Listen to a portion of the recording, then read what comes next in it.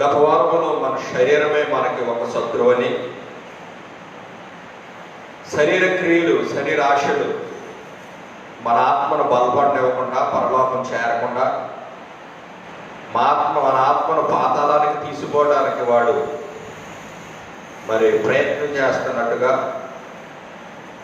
కనుక మనం మెలుగు కలిగి మన శరీరాన్ని మనం జయిస్తూ ఆత్మను బలపరుచుకుంటూ నిత్యరాజ్యానికి వారసులు అవ్వాలని. ఎందుకంటే కేవలం ఈ శరీరం నిష్ప్రయోజనం చివరికి. కనుక శరీర ఆశలు కలిగి, శరీర సంబంధమైన జీవితం కలిగి జీవించకూడదని మన గత వారంలో మనం విన్నాం. ఈ వారంలో మరొక శత్రువు ఎవరు అని మనం చూస్తే, 4వ శత్రువు ఎవరంటే అపవాది. ఎవరు చెప్పండి? అపవాది లేక సాతాను. సాతాను మనకు శత్రువుగా ఉన్నాడు. మనకు అంటే ఎవరికంటే దేవుని బిడ్డలైనటువంటి వారికి, దేవుని యొక్క బిడ్డలుగా జీవిస్తున్నటువంటి వారికి శత్రువు సాతానుగా 4వదిగా ఈరోజు మనం ధ్యానించుకోతున్నాం. పరిశుద్ధ గ్రంథముల నుండి 1 పేతురు రాసిన పత్రిక 5వ అధ్యాయము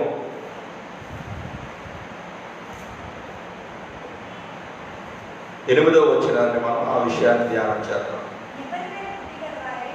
నిబ్బరమైన బుద్ధి గలవారై మెలకువగా ఉండుడి, మీ విరోధి అయిన అపవాది గర్జించు సింహము వలె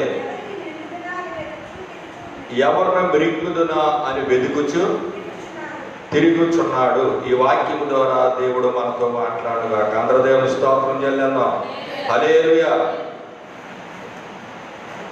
ఇక్కడ ఒక శత్రువు, ఒక విరోధి మనకు కనపడుతున్నాడు. అది పేతురు ఆత్మ ద్వారా రాస్తున్నటువంటి మాట. మీ విరోధి అయినటువంటి అపవాది అని రాస్తూ ఉన్నాడు. సాతాను లేక అపవాది వాడు మనకు విరోధిగా ఉన్నాడు. వాడు మనకు విరోధి అవటా గల కారణం ఏంటి అని చూస్తే, మనం నమ్మినటువంటి దేవుడికి మొదటి వాడు విరోధి. వాడి చరిత్ర అంతా చెప్పనంటే ఇప్పుడు టైం కాదు, కానీ మనం డైరెక్ట్ సబ్జెక్ట్లోకి వెళ్ళిపోతున్నాం. వాడి చరిత్రలో ఒక మాట ఏంటంటే, దేవుడి దగ్గర ఒక తేజో నక్షత్రముగా దేవుడి చేతిలో వాడబడిన ఆ యొక్క లూసిఫర్, ఇంగ్లీష్ బైబిల్లో లూసిఫర్ అని ఉంటుంది, తెలుగులో వేగు చొక్క అని ఉంటుంది. ఆడి పేరు లూసిఫర్. ఆ లూసిఫర్ని దేవుడి భూమి మీదకి నెట్టి వేసినప్పుడు, భూమి మీద మానవులకు ఇద్దరు ఉన్నారు, సృజించుకున్నటువంటి మానవులు.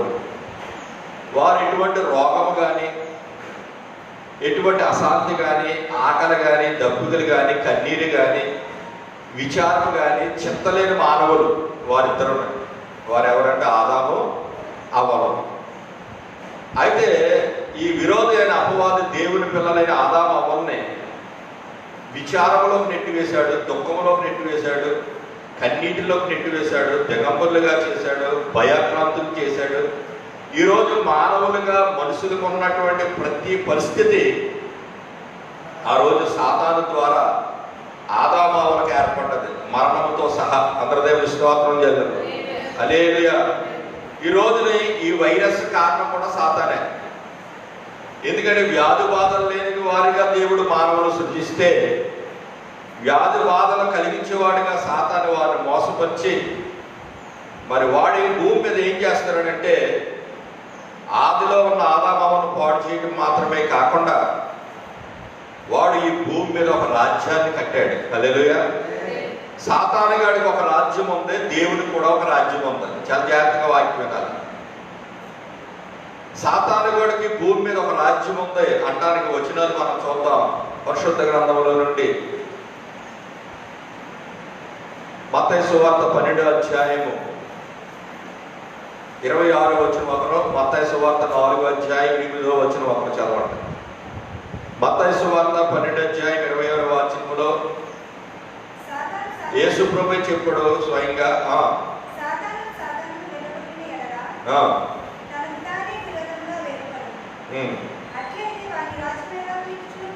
అట్లయితే వాని రాజ్యము ఎలాగూ నిలిచును.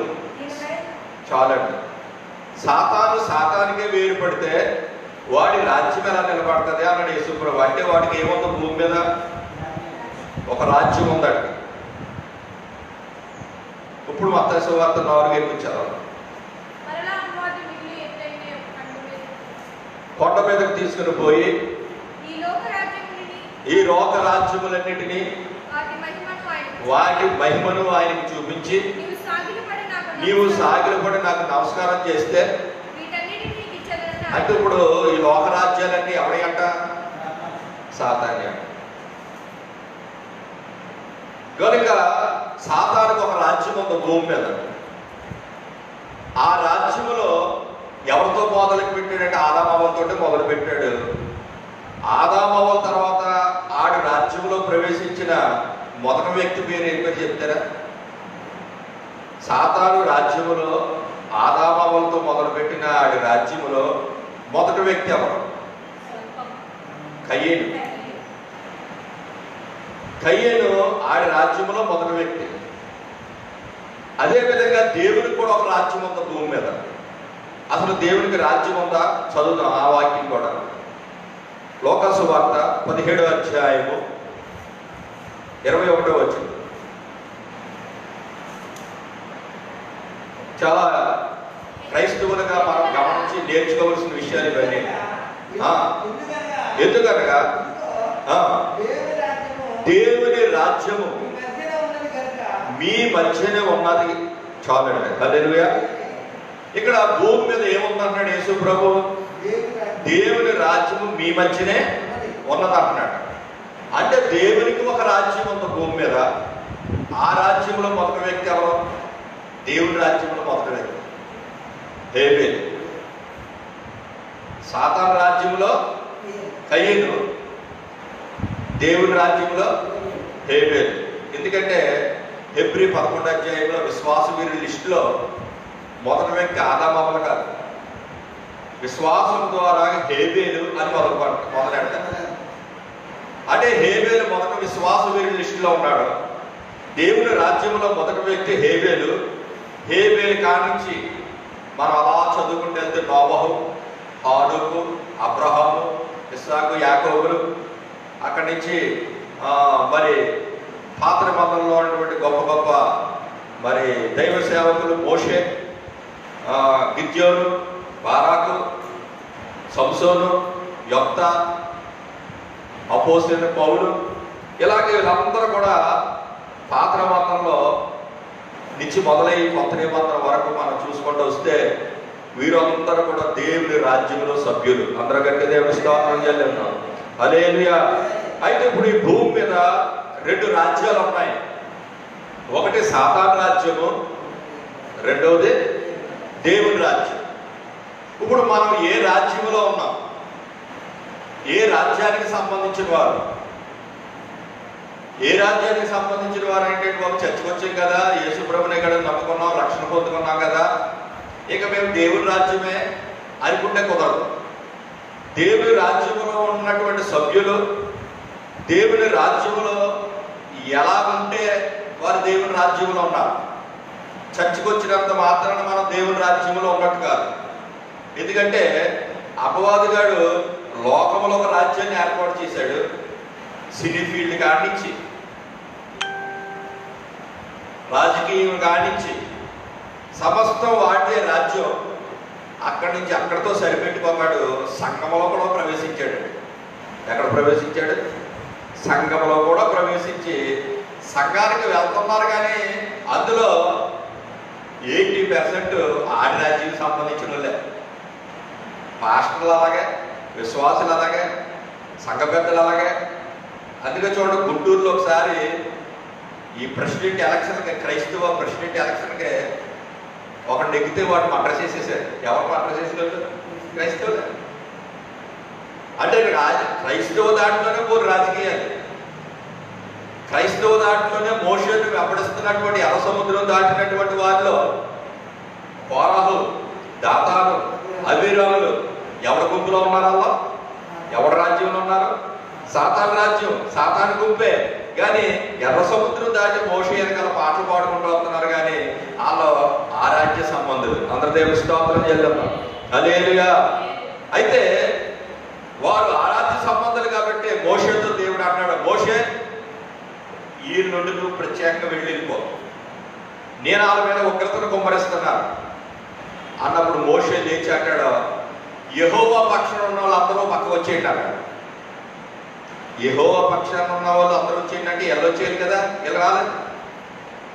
అంటే యెహోవా పక్షాన ఉన్న వాళ్ళు రమ్మంటే వెళ్ళేమనుకున్నారంటే మోసే పక్షాన ఉన్న వాళ్ళు రమ్మన్నాడు అనుకున్నారు. వీళ్ళు తెలుగుదేశం కాంగ్రెస్ అనుకుంటున్నారు. మోసే పక్షాన్ని అనుకుని వీళ్ళు వెళ్ళలేదు. కేవలం లేవీయులు మాత్రమే వచ్చారు. అవన్నీ చూపించడం టైం కాదు మన బైబిల్ గ్రంథంలో. అసలు చాలా విషయం అంటారు చెప్పేదిగా.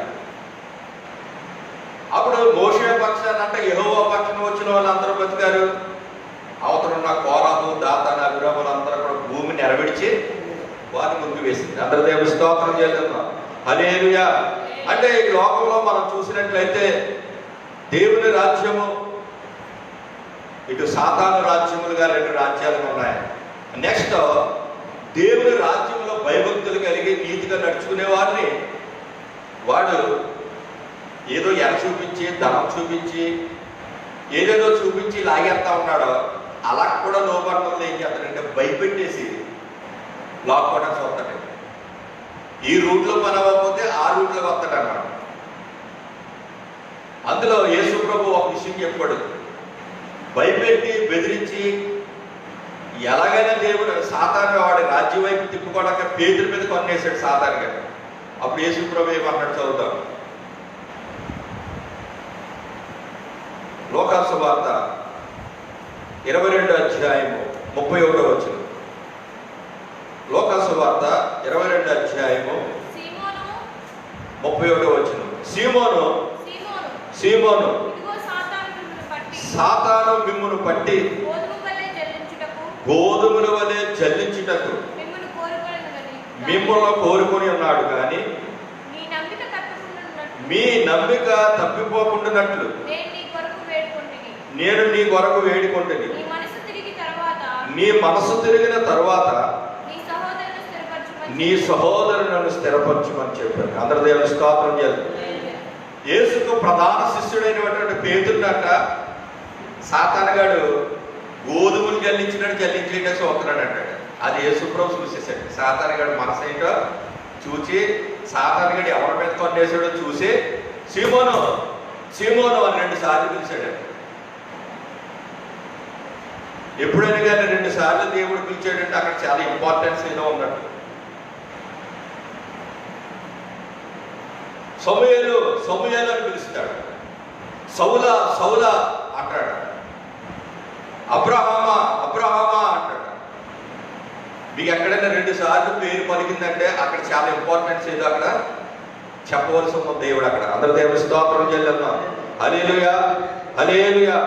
కనుక ఇక్కడ వాక్యాన్ని గమనిస్తే సీమోను, సీమోను, సాతాను మిమ్మల్ని గోధుమలు జల్లించినట్టు జల్లించకూడదు. అయితే మీ నమ్మిక తప్పుకోకుండా మీ గురించి నేను వేడుకుంటున్నాను. అంటే సాతానుగాడు దేవుని భక్తులను, దేవుని బిడ్డలు జల్లించేస్తా ఉంటాడంట. ఒకసారి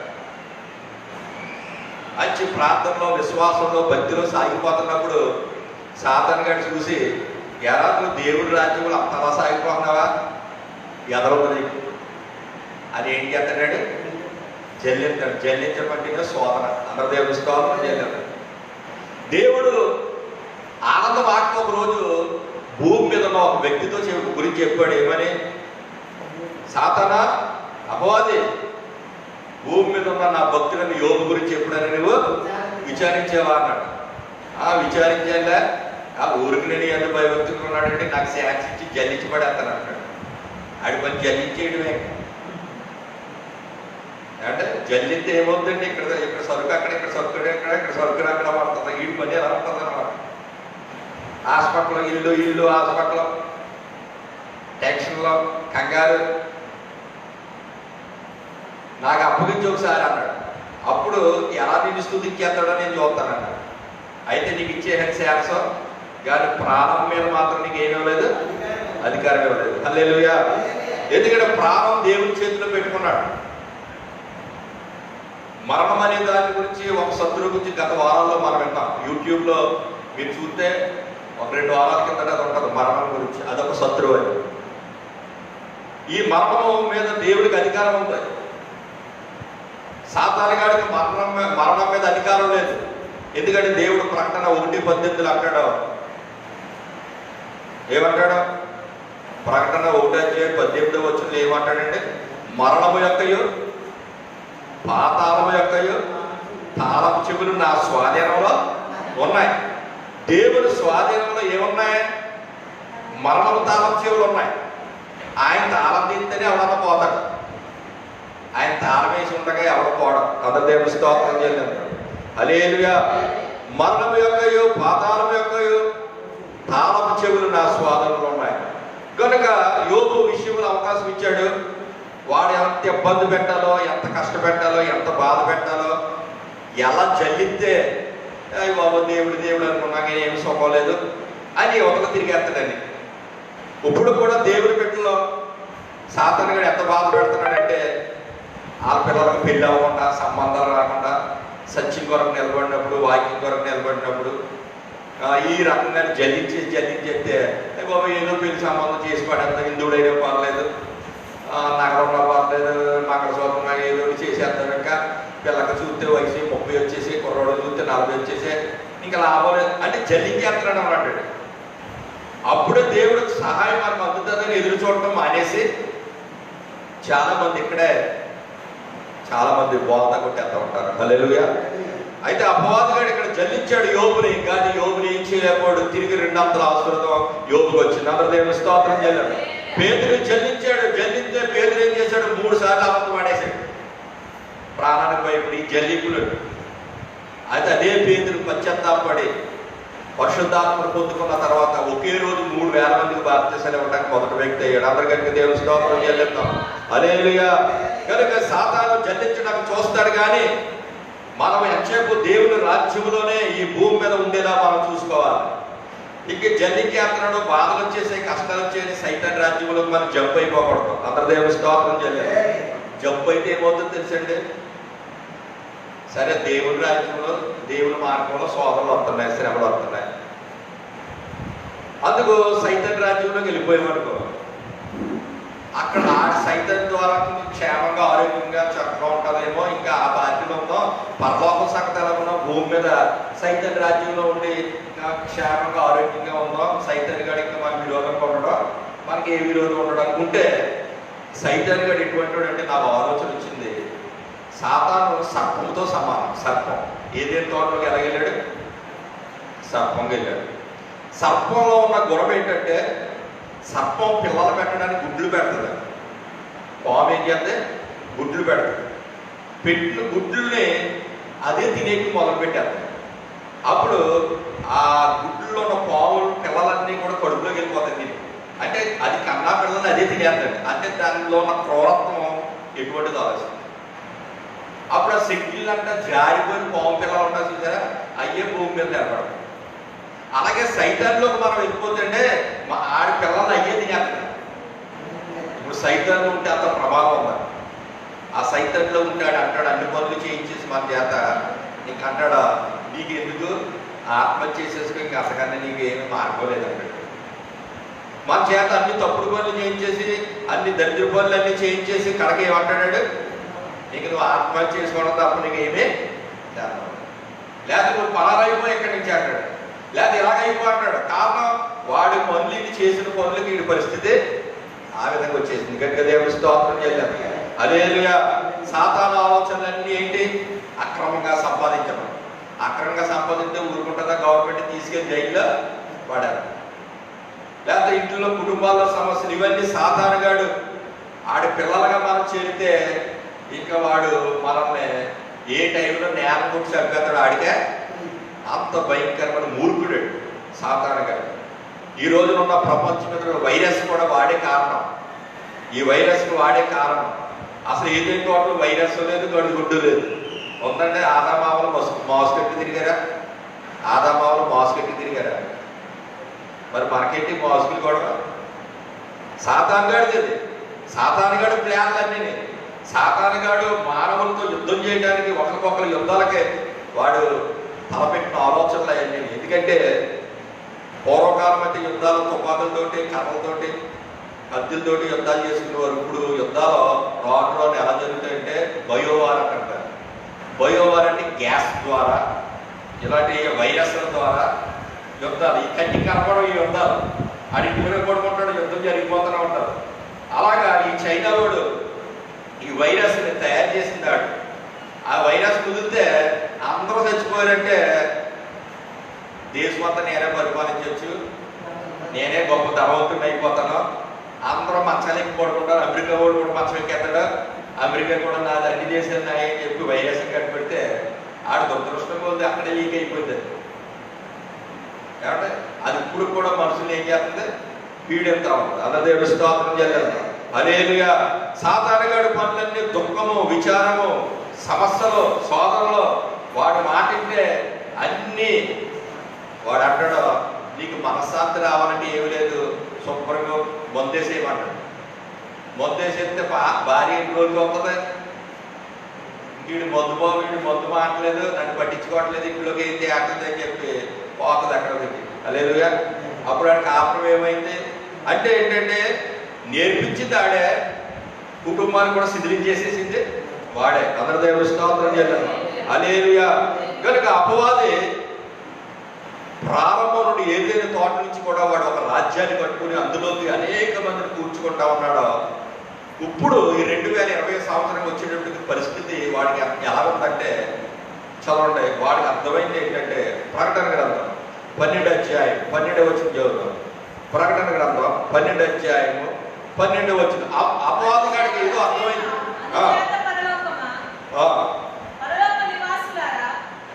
ప్రకటన గ్రంథం 12వ అధ్యాయం 12వ వచనం. అపవాది తనకు సమయం కొంచెమే అన్న మాట ఉంటుంది. డైరెక్ట్ అదిగోండి, అపవాది తనకు సమయము కొంచెమే అనేది అని తెలుసుకొని బహు క్రోధము గలవాడై మీ యొద్దకు దిగి వచ్చి ఉన్నాడని చెప్పాను. అందరూ దేవుని స్తోత్రం చేయాలి. ఇప్పుడు అపవాది గారు ఎలా ఉన్నాడంటే చాలా కోపంగా ఉన్నాడు. చూడండి, కొడుకు తండ్రి దగ్గరికి వెళ్ళాలంటే ఆ నాన్న బాగా సీరియస్గా ఉన్నాడు అనుకో, సైడ్ అయిపోతాడు. బాబు మా నాన్నకి ఎలా కోపంగా ఉన్నాడు.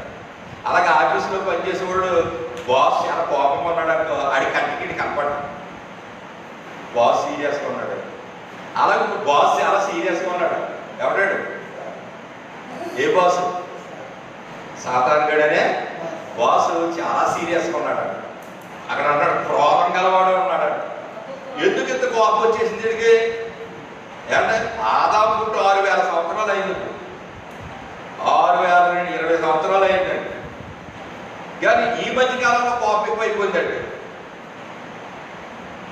ఎందుకు అయిపోయిందంటే సమయం కొంచెమేనంట. టైం లేకపోయేటప్పుడు కోపం వచ్చేస్తుందండి. ఏమంటే మనకు కూడా ట్రైనింగ్ టైం అయిపోయినప్పుడు ఇంట్లో రెడీ అవ్వకపోతే ఎలా ఉంటుందంటే కోపం వచ్చేసి తిట్టేసి కొట్టేసి 4 దెబ్బలేసేసి పిల్లలందరినీ గబగబా ఆటెక్కేస్తాం. ఏదన్నా మర్చిపోయి మనకి వేసేదనుకొని ఇంట్లో మళ్ళీ ఆటో ఆపి జరగవచ్చు, మళ్ళీ ఇంకో 4 దెబ్బలు వేస్తారు. ఎందుకంటే టైం లేకపోవడంలో కోపం వచ్చారు. సైతాన్ని గడు కూడా టైం లేదు. ఇప్పుడు సాధారణ సమయం కొంచెమే అంట. అంటే దేవుడు తన భక్తులు భూమి మీద నుంచి దేవుని రాజ్యముగా కట్టబడిన తన భక్తులను తీసుకెళ్ళి వెళ్ళిపోయేటువంటి సమయం కొంచెమే అన్న సంగతి ఎంతగా మనకు తెలలేదు. ఆయన రాజ్యంలో ఉన్న వాళ్ళకి ఎవరో తెలిసింది? సాతానికి తెలిసాడు సమయం కొంచెమే. అందుకే వాడు బహు రౌద్రము గలవాడే పనిచేస్తూ ఏం చేస్తున్నాడంటేనంట ఒక గుర్రం మీద వస్తున్నాడంట. ఆ గుర్రం మీద ఉన్నవాడు పేరు మృత్యువాడు. ఆడే సైతాన్ని. ప్రకటన గ్రంథం 6వ అధ్యాయము 7-8 వచ్చిన తొందరగా నేను అసలు సబ్జెక్టులోకి ఇంకా అయితే ఇలాంటి పరిస్థితుల్లో మనం ఏం చేయాలి అనేది నేను చెప్తాను. ఇప్పుడు వరకు మనం సాతాను రాజ్యం దేవుని రాజ్యముగా భూమి మీద ఉన్నాయని విన్నాం. ఫైనల్గా ఈ రాజ్యాలు ఏమవుతాయి కూడా లాస్ట్లో నేను వాటి గురించి చెప్పి ముగిస్తాను. ఇక్కడ అంటున్నాడు ఎన్నో ముద్ర ఇప్పాడు? యేసు నాలుగో ముద్రను విప్పినప్పుడు వీటిని ఇది యోహాను దర్శనం చూస్తున్నాడు. భూమి మీద 2000 సంవత్సరాల కింద చూసిన దర్శనం ఇది. చూడగా పాండు వర్ణము కలిగిన ఒక గుర్రము కనబడెను. దాని మీద కూర్చున్న వారి పేరు మృత్యువు. పాతాళ లోకము వారిని వెంబడించేది. ఖడ్గము వలనను. అది కూడా ఇప్పుడు మనకు సంభవిస్తున్నాయి ఏంటో చూడండి. ఓ పక్క ఏమో మంటల్లో, రెండోది కరువుల వల్ల చచ్చిపోతారంట. ఇంకా మరణం వల్ల అక్కడ ఫుడ్ నోట్లు ఏమైనా ఉందంటే తెగులు అని ఉంటుంది చూడండి. మరణం వల్ల అంటే తెగులు వల్ల. ఇప్పుడున్న వైరస్ ఏంటిది? ఒక తెగులు. ఈ తెగులు ఎంత భయంకరమైంది అని చూస్తే ఈవేళ పిల్లలకి చదువులే లేకుండా పోయాయి. ఇలాంటిది మనం ఎప్పుడు కూడా మన తల్లిదండ్రులు కూడా అనుభవించలేదు, మనం ఎప్పుడు చూడలేదు. పిల్లలకు బడి లేకుండా అయిపోవడం అంటే అదే ఎవరో కూడా ఊహించలేదు. అలాంటి తెగులు చేత వాడు మృత్యువు ఒక పాండు ఒక గుర్రం మీద వస్తున్నాడంట. చాలా క్రోధంగా తిరుగుతున్నాడంట. వాడు అంత మరణాలు మరణాలు మరణాలు మరణాలు. ఈ నెలలో చూడండి ఎంతమంది చచ్చిపోయారు. గత నెల ఈ నెల చూస్తే ఎంతమంది అంటే చక్కగా అలాగా మెడికల్ స్టోర్లో కూర్చుని మందులు అమ్మేవాడు 7 చచ్చిపోయాడు. అలాగే హాస్పిటల్లో కూర్చుని మందులు మెడిసిన్ రాస్తున్న డాక్టర్ అయిపోయాడు, అమలాపురం అంటే చచ్చిపోయాడు. అంటే ఎంత స్పీడ్గా చచ్చిపోయారండి. ఎంతమంది పాస్టర్లు చచ్చిపోయారండి. ఎంతమంది రకరకాలుగా మరణాలు అయిపోయారండి. ఈవేళ మనిషి పరిస్థితి ఎలా ఉందో అని చూస్తే మానవుని ఆయుస్సు ఎన్ని రోజులు అంటే ఒక నెల కింద ఉంటుంది. కరోనా వైరస్కి వచ్చిందంటే ఆడి గ్యారెంటీగా బయట ఆడతాడో లేదో గ్యారెంటీ చెప్పాలంటే మనిషి వయసు ఒక నెల 15 రోజుల పరిస్థితి అయిపోయింది. హల్లెలూయా. అంటే వాడు క్రోధంగా తిరుగుతున్నాడు. ఓ పక్క దేవుడు మందిరాలు లేకుండా చేసేసాడండి. ఈ వైరస్ భయం చేత దేవుడు బిడ్డలు ఎవరో దేవుని ఆరాధించుకోకుండా చేసేసాడు. అన్ని రకాలుగా వాడు అపవాది ఈ భూమి మీద ఒక రాజ్యాన్ని కట్టుకుని ఆ రాజ్య సంగతి లాస్ట్లో చూద్దాం. వాడు ప్రయత్నం చేయించుండగా దేవుడి బిడ్డలకు ఇప్పుడు మనం ఏం చేయాలి? వాడంత క్రోధంగా తిరుగుతుంటే మనం ఏం చేయాలనే విషయాలు ఒక 3 విషయాలు చెప్పి నేను ముగిస్తాను త్వరగా. మొదటగా యాకోబు రాసిన పత్రిక 4వ అధ్యాయము 7వ వచనం చదువుతాం. యాకోబు రాసిన పత్రిక కాబట్టి దేవునికి లోబడి ఉండుడి, అపవాదిని ఎదిరించుడి, అప్పుడు వాడు మీ వద్ద నుండి పారిపోను. మొదటగా ఇప్పుడు ఏం చేయాలంటే దేవుని పిల్లలు దేవునికి లోబడిపోవాలంట, అపవాదిని ఎదిరించాలంట. ఇప్పుడు అపవాది ఒక రాజ్యంగా కట్టుకుని వాడు మన మీద రకరకాల పరిస్థితుల్లో నీ మీద దాడి చేస్తున్నప్పుడు నువ్వు వాడిని ఎదిరించాలంట. ఎలా ఎదిరించాలంటే ఎదిరించడానికి ముందంట నువ్వు దేవుడికి లోబడిపోయి ఉండాలంట. దేవుడికి లోబడిపోయి ఉన్నటువంటి వాడికి దేవుడు సహాయం అందుతుంది. కాబట్టి అపవాదిని వాడు ఏం చేయగలరా? ఎదిరించగలరా? హల్లెలూయా. దేవుడికి లోబడటం అనగా దేవుడి వాక్యానికి లోబడాలి. పాస్టర్ గారు ఏమో వాక్యం ద్వారా చెప్తారు పుట్టినరోజులు చేసుకోకూడదు, కానీ పుట్టినరోజులు చేసేసుకో. పాస్టర్ గారు చెప్తా ఉంటారు పెళ్లి రోజులు చేసుకోకూడదు, కానీ పెళ్లి రోజులు చేస్తూ ఉంటారు. పాస్టర్ గారు చెప్తారు పెళ్లిళ్ళకి మంగళసూత్రాలు కట్టకూడదు, దాంట్లో వేసుకోకూడదు అంటే అవన్నీ ఆశ్రయిస్తారు. అంటే నువ్వు ఎక్కడ దేవుడికి లోబడుతున్నావు? ఇంకా ఈ లోకంలో విషయాల్లో చాలా విషయాలు చెప్తే అన్యుల ఇంటికి వెళ్ళి భోజనం తినేయడం, విగ్రహ సంబంధమైన ఆచరించడం, అంటే ఇవన్నీ బైబిల్ చెప్పాడండి దేవుడు పౌలు. ఇవన్నీ నువ్వు ఏవైతే మొదటి నుంచి వింటున్నావో వాటన్నిటినీ ఆచరిస్తూ దేవుడికి లోబడి వాక్య ప్రకారంగా నడుచుకుంటే దేవుడి నీ పక్షాన ఉన్నాడు. కాబట్టి నువ్వు అపవాదిని ఎదిరించగలవు. అందరూ దేవుని స్తోత్రం చేయగలరు. హల్లెలూయా. అలాగే దేవుడికి లోబడటం అనగా అన్యుల ఆచారాలు మనం అభ్యసించకూడదు. ఏం అభ్యసించకూడదు? అన్యుల ఆచారాలు. ఆషాఢ మాసం అంటే అమ్మాయిని అమ్మరంట. అన్యుల ఆచారాలు అవి. ఏమంటే ఎవరన్నా చచ్చిపోయినట్టే పాస్టర్ గారు 5వ రోజు ఫలానా రోజు వచ్చిందంటే అంటారు. ఎన్నో రోజు అది? 5వ రోజు. లేకపోతే మీకు అది లేకపోతే 3వ రోజు పెట్టండి. 2 పెట్టకూడదా? ఎవరు పెట్టాడు అన్నీ? 5 రోజులు 2 రోజులు ఆదికాండం ఉన్నాయా, ప్రకటనలు ఉన్నాయా? ఇవన్నీ మానవులు కల్పించిన పద్ధతులు. 5వ రోజు ఆదివారం వచ్చినా ఎక్కడున్నాడు? గుడి మానేసి. మీరు ఎక్కడికి వచ్చి చెప్పంటే పక్క పాస్టర్ అడుగుదాం అనుకుంటున్నాడు అక్కడ. అయ్య బాబా ఆ పని ఇంకే ఆ గుడి ఏదో మీ ఇంటికి వెళ్తాను అంటే వీడు పాస్టర్ గారి మాటకు లోపడుతున్నాడా, దేవుడు వాక్యానికి లోపడుతున్నాడా? ఆచారాలకు లోపడ్డాడు, ముహూర్తాలకు లోపడ్డాడు, మంచి రోజులకు లోపడ్డాడు. వాడు ఆల్రెడీ సాతాను రాజ్యం ఉన్నట్టే. పేరుకి గుళ్ళో ఉన్నాడు కానీ సాతాను రాజ్యం ఆడాడు. అందరు దేవుడు స్తోత్రం చేయాలి. అందుకే దేవుడు అన్నాడు, దేవునికి లోబడి అంటే దేవుడు అనగా వాక్యమే. దేవుని వాక్యానికి ప్రతి దానికి లోబడాలి.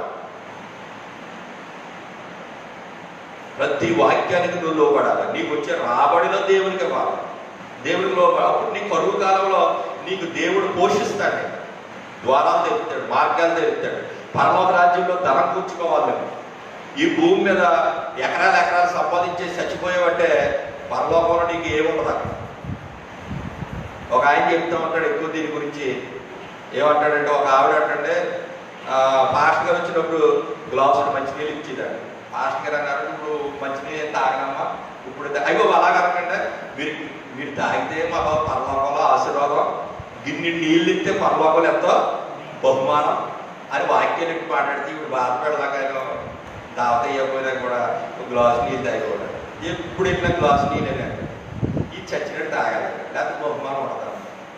ఓ రోజు ఆమె చచ్చిపోతే పరలోకానికి పెద్ద చెరువు ఉందంట. అప్పుడు దేవుడు అంటాడంట, ఆ చెరువు నీళ్ళే అందులో వెళ్ళాడంట. ఈ చెరువు అంతా ఎక్కడ వచ్చింది? ఈ గ్లాసు నీళ్ళే. ఈ గ్లాసు నీళ్ళు అంతా అక్కడ ఏమైపోయింది? చెరువు అయిపోయింది. దేవుని స్తోత్రం చేయాలి. హల్లెలూయా. అంటే చాలా మంది దేవుడి దగ్గర పరలోకంలో సంపాదించుకోవడం, ఎలా సంపాదించుకోవాలి ఏంటో లైట్ తెలియదు. దేవుని రాజ్యంలో మనం ఉండేలాగా దేవుని వాక్యానికి లోబడాలి, అపవాదులు ఎదిరించాలి. ఇంకేం చేయలేవు. మొదటగా దేవునికి లోబడాలి. రెండవదిగా ఎఫెసీయులకు రాసిన పత్రిక 6:11. ఎందుకంటే ఈ సబ్జెక్ట్ ఒక వారంతోనే పూర్తి చేస్తున్నందుకు స్పీడ్గా చెప్పవలసి వస్తుంది. చాలా మంది ఒక పాయింట్ పెట్టుకుని నెల వారాలు చెప్తారు. కొంతమంది ఒక వారం ఇంకో వారం వినరు. వాళ్ళకి సబ్జెక్ట్ పోతాను. నేను ఒక వారంలో పూర్తి చేస్తున్నాను. ఎఫెసీయులకు 6:11 చూస్తే, మీరు అపవాది తంత్రములను ఎదిరించుటకు శక్తివంతులగునట్లు దేవుడిచ్చే సర్వాంగ కవచమును ధరించుకొనుడి. అందరూ దేవుని స్తోత్రం చేయాలి.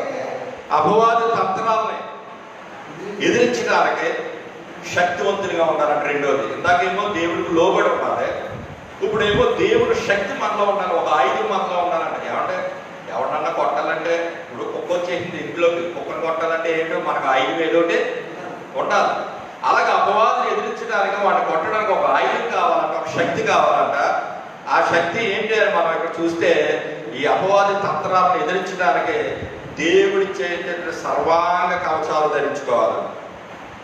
అవి ఏంటి అని చూస్తే 14 వచ్చి నేను అంటున్నాడు, నేను చదివిన వాటిని వివరించను. మీ నడుములకు చూడండి, మనం ఎప్పుడు కూడా సత్యంలో నడుచుకోవాలి. వాక్యం సత్యం. రెండవది, మనం అబద్ధం ఆడకూడదంట. సత్యంలో నడుచుకోవాలి, సత్యాన్ని అనుసరించాలి, సత్యమే చెప్పాలంటే. అది ఒక దట్టి లాంటిదంట నడుముకి. రెండోది, నీతి అంటే లక్ష్యాలు తీసుకోకూడదండి. అన్యాయంగా అక్రమంగా మరి మనం నీతి తప్పి ప్రవర్తించకూడదండి. ఎవరన్నా ఏదన్నా మనం డబ్బులు ఇచ్చి ఏదైనా తెమ్మన్నప్పుడు అందులో కమిషన్ కొట్టేయకూడదు. ఉన్నది ఎంత అయితే అంతే చెప్పాలి. ఏమంటే అది నీతి అంటే. దేవుని స్తోత్రం. హల్లెలూయా. ఈ నీతి అనే మైమలు తొడుక్కోవాలంట. ఇంకా కాలుకి పాదాలకి సమాధాన సువార్తన సిద్ధ మనసుని జోడు తొడుక్కుని. అంటే మూడోది ఏంటంటే, కాలుకి సువార్త అంటే దేవుడి గురించి ప్రకటించడానికి, దేవుడు సన్నిధిలో ఆయన స్తుతించడానికి మనం ఎప్పుడు సిద్ధంగా ఉండాలి, సిద్ధ మనసుతో ఉండాలి. అంతే తప్ప ప్రార్థన చేయమని దేవుడు ప్రేరేపించిన తర్వాత చూద్దాంలే, తర్వాత చేద్దాంలే కాదు. సిద్ధ మనసుని చూడు ఉండాలి. ఇంకా ఇవన్నీ కాక అదిగోండి ఇంకేం ఉండాలంటే విశ్వాసమును డాలు ఉండాలంటే. సాతానుగాడు బాణాలు వేస్తున్నప్పుడు సాతాను బాణాలు ఎదిరించడానికి చేతులు ఏమి ఉండాలంటే డాల్ ఉండాలంట. వాడు వేసిన ఆయుధాన్ని మనం ఎదుర్కోవడానికి చేతిలో డాల్ ఉండాలి. డాల్ అంటే ఏంటంటే విశ్వాసమే. అలాగే మన ఇంట్లో సోదరులు వస్తాయి, బలహీనతలు వస్తాయి, కష్టాలు వస్తాయి, ఆర్థిక ఇబ్బందులు వస్తాయి, అప్పులు వస్తాయి. ఇవన్నింటిని లోపల విశ్వాసంతో అన్నింటిని ఏం చేయాలి? ఎదుర్కోవాలి. దేవుడు ఉన్నాడు, దేవుడు తీరుస్తాడు, దేవుడు సహాయం చేస్తాడు, దేవుడు స్వస్థపడతాడు, దేవుడు చూసుకుంటాడు అని లోపల మనకి ఏముండాలి? విశ్వాసం. విశ్వాసం అనే దానికి అబ్రహాములే ఎంత విశ్వాసం అంటే కొడుకుని 2 ముక్కల కింద అలా నరికేసి బలిచ్చేసిన మళ్ళా దిక్కుపోయి కూడా తీసుకుని వచ్చేస్తాను అనుకున్న విశ్వాసంతో కత్తిపైకి ఎక్కాడు. అది విశ్వాసం అంటే. దేవుడి మీద అలాంటి విశ్వాసం మనకు ఉండాలి. అందుకే ప్రపంచంలో ఉన్నటువంటి క్రైస్తవులందరికీ తండ్రి ఎవరయ్యాడంటే అబ్రహాం అయ్యాడు. కాదు ఎందుకు అబ్రహాం అయ్యాడంటే ఐదుగా ఉన్నది కాదు, గెట్టమది బాగా ఉండి లుక్ బాగున్నాడని నువ్వు ఉండు డాడీ నేను మిలిటరీ కాదు. ఇది అతనిలో ఉన్న విశ్వాసానికి ఆత్మీయ తండ్రి అయ్యాడు మనకి. అంతే. అందుకే లాజరు చనిపోయినప్పుడు ఎక్కడ ఉన్నాడు? అబ్రహాము రొమ్మును ఆనుకుని ఉన్నాడు. అందుకు విశ్వాసం అనే డాలు పట్టుకొని ఇంకేం ఉండాలంటే బాప్తిసం పొందాలండి. విశ్వాసం ఉండాలి, రక్షణ సంపాదించుకోవాలి. రక్షణ అనేది ఎలాంటిదంటే శిరస్త్రాలు అనమాట. తలకి హెల్మెట్ లాంటిదండి. తలకి హెల్మెట్ లాంటిది. తల ఎగిరిపోయిందంటే మనిషి పోలేంటే. పాలు ఇరిగినా, చెయ్యి ఇరిగినా, ఏమి ఇరిగినా, హాస్పిటల్ గుండె తేడా వచ్చినా అన్నింటికి ఆపరేషన్ ఉన్నాడు. తలకు తేడా వస్తే ఇంకేమి లేదు. అలాగే రక్షణ అనేది ఒక స్థిరస్త్రానం అంటున్నాడు. అలాగే చాలా మంది చచ్చిపోతారు కానీ బాప్తిసం పొందరండి. వింటా ఉంటారు. చాలా చాలా బాగా చెప్పారు, చాలా బాగా భాష గారు మంచి భాష గారు అంటే రక్షణ పొందారు. కనుక రక్షణ అనేది స్థిరస్త్రానం ఉండాలంట. ఇంకా అంత మాత్రమే కాదు, నీకు ఎప్పుడు నీ మనసులో వాక్యం ఉండాలండి. వాక్యం నేర్చుకోవాలండి. నువ్వు ఏదైనా వాక్యం ద్వారానే మాట్లాడాలి. అపవాదని కూడా సైతాన్ని వాక్యం ద్వారా ఎదిరించాడు. ఈ వాక్యం ఎలాంటిదంటే ఒక ఆత్మ ఖడ్గం అంటే చేతులు ఒక ఖడ్గం లాంటిది, ఒక కత్తి లాంటిది. yani ఎంతసేపు డాల్తోటి అపవాదం ఎదిరించడమే కాదు, అది మన చేతిలో ఉన్న కత్తితో వాడిని ఏం చేయాలి? చంపాలి. చంపాలంటే అదేంటంటే ఏమంటాడు ఇక్కడ? వాక్యం అనేది మనం కలిగి ఉండాలి. ఆత్మకర్మను ధరించుకోండి. అందరు దేవుని స్తోత్రం చేయాలన్నా. కనుక దేవుని అపవాద యొక్క తంత్రాలను మనం ఎదిరించడానికి ఇవన్నీ మనం కలిగి ఉండాలి. అది రెండవది. మూడవదిగా మనం చూసినట్లయితే లోకాసు సువార్త 21వ అధ్యాయం మనం కలిగి ఉండవలసిన ఏంటి, లేకపోతే మనం ఏం చేయాలి? లోకాసు సువార్త 21వ అధ్యాయం 36వ వచనం. ఇదిగోండి అపవాదిగాడు ఈ లోకంలో సోదరులు సమస్యలు ఇవన్నింటినీ మనం తప్పించుకొని మనుష్య కుమారుని ఎదుటంటే మన దేవుని ఎదుట నిలవబడుటకు శక్తివంతులైనట్లు ఎల్లప్పుడూ ప్రార్థన చేయొచ్చు మెలుగుగా ఉన్నాడు. మూడోది ఏముండాలంటే మొదటేమో లోబడి ఉండాలి, తర్వాత కలిగి ఉన్న రక్షణ మరి విశ్వాసమైన ఉండాలి, అన్ని మనం విన్నాయి ఉండాలి. మూడవదిగా ఏముండాలంటే ప్రార్థన ఉండాలంటే ఏముండాలి? మెలుగు కలిగే ప్రార్థన చేయాలి. చాలా మంది వాక్యంతో రోజులు బైబిల్ అలా చదువుతూనే ఉంటారు కానీ ప్రార్థన చేయలేదు. కొన్ని సంఘాల వారికి బైబిల్ చదవడం బాగా అలవాటు ఉంటుందండి, ప్రార్థన చేసి అలవాటు ఉంటుంది. నువ్వు గంట సేపు బైబిల్ చదవబట్టి కనీసం అరగంటన్నా ప్రార్థన చేయాలి. ఎందుకంటే గంట సేపు బైబిల్ చదవడం ఈజీ కానీ అరగంట కాదు కదా, పావుగంట ప్రార్థన చేయడం కష్టం. ప్రార్థన అనగా దేవునితో మాట్లాడటం, సైతాన్ గారు మాట్లాడేవాడు. వాక్యం చదవడం అంటే దేవుడు మనతో మాట్లాడుతున్నాడు కానీ మనం మాట్లాడడం. అందుకు ప్రార్థన ఉండాలి. మూడవదిగా అందరి దేవుని స్తోత్రం చెల్లిద్దాం. హల్లెలూయా హల్లెలూయా. ఇవి మనం కలిగి ఉన్నప్పుడు రోమా 8:31 అన్నాడు, దేవుడు మీ పక్షమున ఉండగా మీకు విరోధి ఎవరు? చూసారా? అది రోమా 8:31 ఉంటుంది. దేవుడు మీ పక్షాన ఉంటాడంట. ఎప్పుడైతే మనకు ప్రార్థన ఉందో, ఎప్పుడైతే వాక్య జ్ఞానం ఉందో, ఎప్పుడైతే నీతి అయిన ఉందో, ఎప్పుడైతే దేవుడిచ్చే సర్వాంగ కవచాలు మనం ధరించుకుని ఉన్నామో, ఎప్పుడైతే దేవుని వాక్యాన్ని మనం లోబడి నడుచుకుంటున్నామో, అప్పుడు దేవుడు ఎలా ఉంటాడో మన పక్షాన ఉంటాడు. ఎంతో మంది శత్రువులు నీకు బయలుదేరతారు. దావీదు భక్తుడే, ఆయనకి చాలా మంది శత్రువులు ఉన్నారు. శత్రువులు అందరిని ఓడించుకుంటా వచ్చేవాడు. అందుకే యేసు దేవుడు అంటాడు ఒకసారి దావీదుతో, నీ చేతిలో రక్తంతో నిండి ఉన్నాయన్న, అందుకు నువ్వు పునాది వేయడానికి లేదన్నాడు మందిరాన్ని. అన్ని యుద్ధాలు చేశాడు, గొలియాతు నుంచి మొదలంటే స్టార్టింగ్. తర్వాత రాజు అయిన తర్వాత ఎన్నో దేశాల మీద యుద్ధాలకు వెళ్ళాడు, జయించాడు. ఇవన్నీ జయించడానికి దావీదు పక్షాన్ని ఎవరున్నారు? దేవుడు అన్నాడు. ఎప్పుడు చూసినా దేవుడు అన్నాడు, నేను నీకు తోడుగా ఉన్నాను ఇల్లు అని కూడా ప్రార్థన చేసే బయలుదేరేవాడు. మనం కూడా ఎక్కడికి వెళ్ళాలన్నా దేవుడికి ప్రార్థన చేసి దేవుడి చిత్త ప్రకారం బయలుదేరి వెళ్ళాలి. దేవుడి చిత్త ప్రకారంగా వెళ్ళినప్పుడు మన పక్షాన్ని ఎవరుంటాడు? దేవుడు మన పక్షం ఉండగా మరి ఎంతోమంది విరోధులు ఉంటారు. దేవుడు నమ్ముకున్న వారికి ముందే విరోధులు అయిపోతారు. ఎందుకు? సైతాన్ గారు వాళ్ళు రేపుతూ ఉంటాడు, వాళ్ళు గిల్లుతూ ఉంటాడు. పాస్టర్ గారిని ఏదోటి అమ్మా ఏదో చేయగా అని ఏం చేస్తాడంటే ఎవడొకటి గిల్లుతూ ఉంటాడు సైతాన్ గారు. ఇది సైతాన్ తంత్రాలని మనం తెలుసుకోవాలి. అందుకే అపవాది తంత్రములు మీరు ఎనగని వారు కాదంటాడు పౌలు. హల్లెలూయా. అందుకే అపవాది తంత్రాలని తెలుసుండి మనం ఏం చేయాలంటే అపవాది గారు గొడవలు పెట్టుకోకుండానే బైబిల్ అంటాడు, ఇది చెడు కాలము కనుక బుద్ధిమంతుడు ఓరకుండవలని అంటాడు. ఆమోసులు అంటాడు, ఇది చెడు కాలం కనుక బుద్ధిమంతుడు ఎలా ఉండాలి? ఊరక ఉండాలంట. అంటే ఆడు దెబ్బలాట వస్తున్నాడు, ఇది సైతాన్ పని అని మనం గుర్తించి ఆడు ఎన్నన్నా మనం ఊరికనే ఉంటే ఆడు ఓగి ఓగి ఓగి ఆడే మొదలు అయిపోతుంది.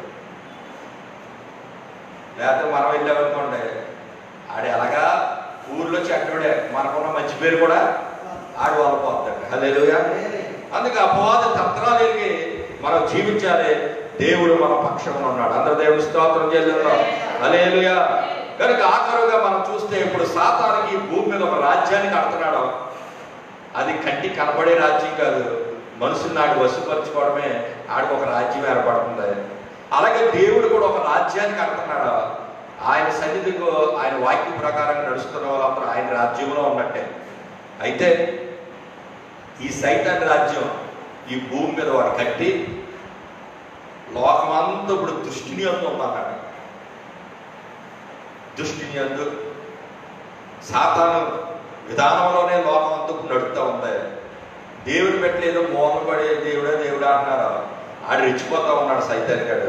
అయితే ఇది ఈ విధంగా ఉండగా ఒకానొక సమయం రాబోతుంది త్వరలో. అప్పుడు ఈ సాతాను దేవుడు ఏం చేస్తాడో చదువుదాం. ప్రకటన గ్రంథము 20వ అధ్యాయం ముగింపుకి వచ్చేసాను నేను. ప్రకటన గ్రంథము 20వ అధ్యాయము 1 నుండి 3 వచనాలు. దేవుడు ఏం చేయబోతున్నాడంటే సైతాన్ని ఇంతకీ ఈ రాజ్యాన్ని కట్టేశాడు భూమి మీద. ఇదే భూమి మీద అంటే దేవుడు ఏం చేయబోతున్నాడంటే పెద్ద సంఖ్యలో పట్టుకుని ఎవరు చిన్న సంఖ్యలు పనిచేయమండి, పెద్దోడు కదా మరి అంటే అందుకు పెద్ద సంఖ్యలు చేత పట్టుకుని అగాధం యొక్క తాళము చెవి గల ఒక దేవదూత, పరలోకంలో ఒక దేవదూత దిగి వస్తుందండి. సైతాన్ గారికి ఒక దేవదూత సరిపోతుందండి, 10 అక్కర్లేదు ఇంటి. ఇంకా ఇల్లు ఎప్పుడు అంటే ఆది సర్పం అంటే ఏదో తోటలోకి వెళ్ళాడు. ఆది సర్పం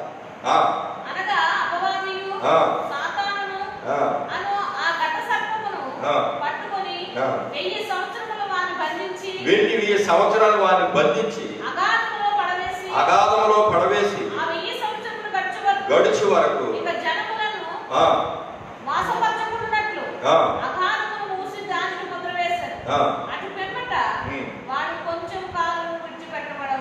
చూడండి. ఇప్పుడు 1000 సంవత్సరాలు బంధిస్తాడు. ఎందుకు బంధిస్తున్నాడంటే ఇక జనులను మోసపరచకుండా. అంటే ఇప్పుడు ఏం చేస్తాడంటాడు? ఎంత మోసం అంటే లోకం అంతా ₹1,00,000 ఇప్పించమంటారు, మధ్యవర్తిగా మనం ఇప్పిస్తాం. ఆడి అన్ని కొనుక్కుంటా ఉంటాడా, అన్ని తింటా ఉంటాడా, తిరిగాడికి అవసరమైతే పక్కన కొంచెం భూమి కూడా కొనుక్కుంటాడు. ఈ లక్షణం ఉండాలి. వీడు మధ్యవర్తి పాపం ఈ నమ్మిస్తాడేమో, ఆ డబ్బు ఎవరు తీసుకోవాల్సి వస్తుంది అంటే మోసమే కదండి. ఈ మనసు ఎవరు ఇచ్చారండి? సాధారణ. అసలు మనం ఏం చేయాలి? మన తిండైనా ఆది చేసుకుని కొనుక్కొని పట్టుకెళ్ళి చేతిలో పెట్టి దేవుని పెట్టినప్పుడు చూపించుకోవాలి మన భూమి మీద. హల్లెలూయా. అలాగే ఎంతమంది అండి డబ్బులు తీసుకోవటం, తిరిగి ఇవ్వకపోవటం, మధ్యవర్తులు ఉన్న వాళ్ళని మోసం చేయటం, ఈడేమో డబ్బుని ఎక్కడికో పోవటం, ఇలాంటి మోసాలు భూమి మీద ఎంత భయంకరంగా ఉన్నాయి. ఇవన్నీ సైతాన్ని సమాజం ఇది. అలాగే ఇప్పుడు మోసపడుతున్నాడు అంటే సాధారణంగా ఎన్నో కుటుంబాలను మోసం చేస్తాడు. ఉద్యోగం ఇప్పిస్తాను అంటాడు, 10 లక్షలు అట్టిపోతాడు, ఉద్యోగం లేదు, అక్కడ ఏమి లేదు. అన్ని మోసాలే. లోకమంతా మోసమే. ఈవేళ ఒక మనిషికి ఒక 5,000 ఇస్తానికి భయపడిపోతున్న రోజులు. ఎందుకంటే ఇదో అట్టుకొచ్చేస్తానంటాడు, తేడాడు. మోసం మోసం మోసం. అవతలోడు ఏమైపోయినాడు కనవసరం. వీడు మాత్రం జలసాగా హ్యాపీగా తిరగాలి. ఆ ఇచ్చినోడేమో అడుక్కుని ఓడి కింద అయిపోవాలి. ఆడు టెన్షన్ పడిపోవాలి, వీడు హ్యాపీగా తిరుగుతాడు. అది ఎవరి స్వభావం? అది సాతాను స్వభావం. ఈ మోసపరిచేవాడిని సైతం ఏం చేస్తుందంటే తీసుకెళ్లి అగాధంలో మూసి ముద్రేసేస్తే అదే 1000 ఏండ్ల పరిపాలన. అందరికీ దేవుని స్తోత్రం. హల్లెలూయా.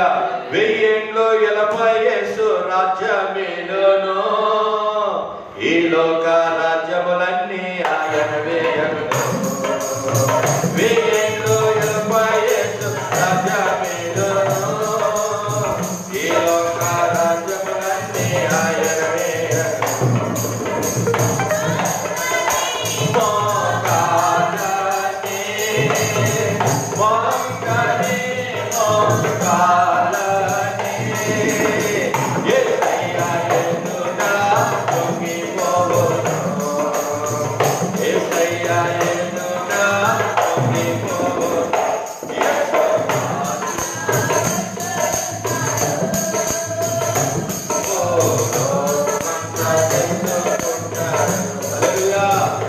ఇదే భూమి మీద ఇయే రోడ్లు, ఇయే బిల్డింగులు, ఇయే మనుషులు, ఇయే ఆఫీసులు, ఇదే భూమి మీద దేవుడు ఎన్నేళ్ళు పరిపాలన చేస్తాడంటే 1000 ఏండ్ల పరిపాలన ఉంటాడు త్వరలో.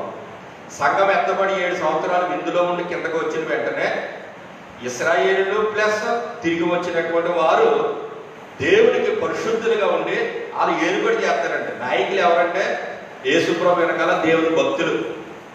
1000 ఏండ్ల 7 ఏండ్ల విందులోంచి వచ్చిన వాళ్ళు ప్లస్ ఇశ్రాయేల్లో ఉన్న 144,000 మంది యూదులు 1000 ఏండ్ల పరిపాలనలో రాజ్యం వెళ్తుంటే ఈ లోకంలో ఉన్నటువంటి అన్యులు అందరూ వచ్చేట ప్రతి మోకాలు యేసునామములో మోపుతుందండి. ప్రతి నాలుక యేసే దేవుడని ఒప్పుకుంటుంది. ఎందుకు? వీళ్ళందరూ నడిపించినోడు ఎక్కడ ఉన్నాడు? అగాధంలో ఉన్నాడు. 1000 సంవత్సరాలు. ఆడు 1000 సంవత్సరాలు బయటికి రాడు. అప్పుడు అంటే బాలుర వయసు 100 సంవత్సరాలు అంట. బాలుర వయసు ఎంత? 100 సంవత్సరాలు అంటే 10 స్టెప్పుల కింద ఎదుగుతాడండి. బాలుడి కింద ఎన్నేళ్ళు ఉండిపోతాడంటే 100 సంవత్సరాలు ఉండిపోతాడండి. అవన్నీ యెషయా గ్రంథంలో ఉంటాయండి. అంటే పుట్టిన పిల్లలు ఎదంటాకే 100 ఏళ్ళు అంటుంది. ఇంకో 100 ఏళ్ళకి ఇంకో వయసుకి వెళ్తాడండి. అలా 100 ఏళ్ళు ఉండిపోతాడండి. అలా మొత్తం 1000 ఏండ్లు పరిపాలన భూమి మీద అవుతుందండి.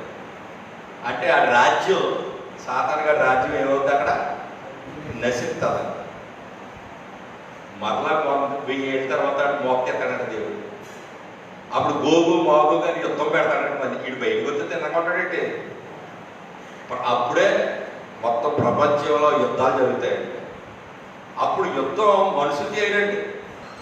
దేవుడు తన నోటు ఊపిరి చేత అగ్నితో వారందరినీ దహించేసి శాతాన్ని అప్పుడు వాడిని తీసుకెళ్ళి ఎక్కడ పడతాడని చెప్తే ఇందాక 20 అధ్యాయం 1 వచనం చదవం కదా, ఈసారి 20 అధ్యాయం 10 వచనం చదవండి. ఇంతకీ ఫైనల్ ఆడు ఏమవుతున్నాడు? వారిని మోసపరిచిన అపవాది అగ్ని గంధకములో గల కొండములో పడవేయబడును. అందరి దేవుని స్తోత్రం చేద్దాం. హల్లెలూయా. అచ్చట ఆ క్రూర మృగములు అబద్ధ ప్రవక్త ఉన్నారు. వారి యుగయములు రాత్రి పగలు బాధింపబడుతుంది. మళ్ళీ వెనకాల వారి గురించి చెప్పాలంటే టైం పట్టారు. అది 19:20 ఈ భూమి మీద 7 మోసపరిచిన వాళ్ళు, బాధ పెట్టిన వాళ్ళు, అంత్యక్రీస్తు, అబద్ధ ప్రవక్త వీళ్ళందరూ కూడా వారనమాట. వారు కూడా అగ్నిగుండంలో ఆల్రెడీ ముందే పడవేయబడ్డారంట. వీడు కూడా అక్కడ పడవేయబడుతున్నాడంట. అయితే అపవాదిగాడుతో పాటు యేసుప్రభు అన్నాడు మత్తయి 25:41 శపింపబడినారా అపవాదిని వాని దూతలకును సిద్ధపరిచిన అగ్నిగుండంలో నిత్య అగ్నిలోనికి మీరు పోవిడి అంటున్నాడు. అంటే ఇప్పుడు ఈ అపవాద పడి అగ్నిగుండంలో ఎవరెవరు పడుతున్నారో శపింపబడిన వారులారా అంటే ఎవరంటే మనుషులు. అందుకే మనం వాడి పార్టీలో ఉండకూడదు. కష్టమైన నష్టమైన దేవుడి పార్టీలోనే దేవుడి రాజ్యంలోనే ఉండాలి. కానీ డబ్బు కోసమో ఏమంటే లేకపోతే మన సంతోషం కోసమో లోకాశల కోసమో శరీరాశల కోసమో అపవాదిగాడి పార్టీలో ఉండే ఆటో జీవితే శపింపబడిన వారి లిస్టులోకి వెళ్ళిపోయి మనం కూడా అన్నాడు శపింపబడిన వారులారా. అసలు అగ్నిగుండం ఎవరికంటే అపవాదికిని వాడి దోతలకే సిద్ధపరిచాను, మీరు కూడా ఉండండి అందులో. అంటే అపవాదిగాడికి ఏం సిద్ధపరిచాడు అంటే అగ్నిగుండం సిద్ధపరిచాడు. మనకేం సిద్ధపరిచాడు? మనకేం సిద్ధపరిచాడు? పరలోకాన్ని సిద్ధపరిచాడు. ఇదిగో మీకు స్థలం సిద్ధపరచా వెళ్తున్నాను. అందరి దేవుని స్తోత్రం చేయాలి. భూమి పుట్టినది మొదలుకొని లోకము పుట్టినది మొదలుకొని ఆ పై వచ్చినది అంటాడు. లోకం పుట్టిన మొదలుకొని మీ కొరకు సిద్ధపరిచిన నిత్య రాజ్యంలో ప్రవేశించండి అని ఆశీర్వదింపబడిన వారిని పిలుస్తున్నాడు. కుడి వైపు ఉన్నవారు, ఎడవైపు ఉన్న వారిని శపింపబడిన వారు. అంటే మరి దేవుని యొక్క రాజ్యం ఈ భూమి మీద కట్టబడిన రాజ్యం అంతా కూడా ఆ విధంగా స్థిరంగా ఉంటుంది. అప్పుడు ఇదే భూమిని దేవుడు ఏం చేస్తాడంటే ఈ శబ్దమైపోయిన భూమిని ఆకాశమును దేవుడు అగ్నితో కాల్చివేస్తాడు. ఆకాశము భూమి వికటమైన వేంట్రంతో లయమైపోయినప్పుడు అంటే ఆఖరుగా దేవుడు ఏం చేస్తాడంటే 21 మనం చూస్తున్నప్పుడు అంతటా నేను క్రొత్త ఆకాశమును క్రొత్త భూమిని చూచి తిని. అందరు దేవుని స్తోత్రం చేయాలి. ఇప్పుడు దేవుడు క్రొత్త ఆకాశాన్ని కొత్త భూమిని సూచిస్తాడట. అపవాదిగాడు అగ్నిగుండంలో వేసేసి పడ్డాడు. మోసపరిచేవాడు ఉన్నాడక. అక్కడతో ఈ క్రొత్త ఆకాశం క్రొత్త భూమిలో మనం ఉన్నప్పుడు అంట అక్కడ ఏముండదని చూస్తే 4 అంటున్నాడు అక్కడ మరణం ఇక ఉండదు, దుఃఖమైన ఏడిపోయినాను, వేదనైన ఇక ఉండవు, మొదటి సంగతులు గతించిపోయాను అని సింహాసనం నుండి వచ్చిన గొప్ప స్వరము చెప్పగా వింటిని. అప్పుడు సింహాసనాసీనుడు లేనివాడు ఇదిగో సమస్తము నూతనమైనవిగా చేయుచున్నాను. అందరు దేవుని స్తోత్రం చేయాలంట. హల్లెలూయా. సమస్తాన్ని నూతనపరుస్తున్నాడు. ఇప్పుడు ఈ క్రొత్త ఆకాశం క్రొత్త భూమిలో ఎల్లప్పుడూ మనం ఉండటానికి దేవుడు ఏర్పాటు చేస్తున్నాడు. ఇక తర్వాత మళ్ళీ మోసాలు ఉండవు భూమి మీద. మళ్ళీ అపవాదిగాడి పని ఉండదు. ఇంకా ఏదేని తోటలు మొట్టమొదటి ఆదాము అవ్వలు ఎలాగున్నారో అలాగే ఆకలి లేక దప్పిక కన్నీరు లేని జీవితం కలిగి ఎల్లప్పుడూ ప్రభుత్వం ఉంటాం.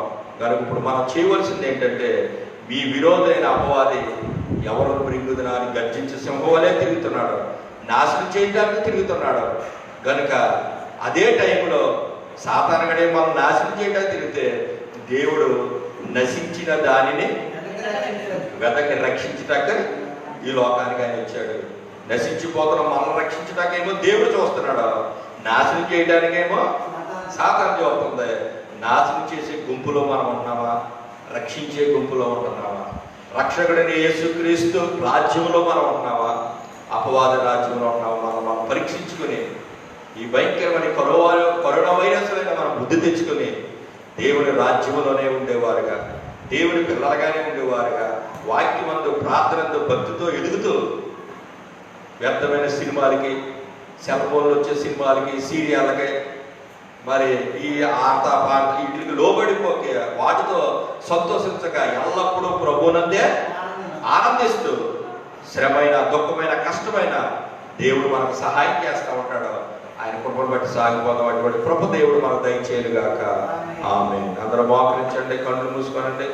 ప్రియ సహోదరి సహోదరులారా, ఈరోజు అపవాది గురించి మనం విన్నాం. వాడు భూమి మీద ఒక రాజ్యాన్ని కడుతున్నాడు. దేవుడు కూడా మనకు ఒక రాజ్యాన్ని కడుతున్నాడు. ఏ రాజ్యంలో మనం ఉన్నాం? నీతి రాజ్యంలో ఉన్నామా? అవినీతి రాజ్యంలో మనం ఉన్నాము. అక్రమమైన సాతాను రాజ్యంలో హక్కుదారులుగానే ఉన్నావా? దేవుని రాజ్యం, నీతి రాజ్యంలో, పరిశుద్ధ రాజ్యంలో హక్కుదారులుగానే ఉండగలిగావా?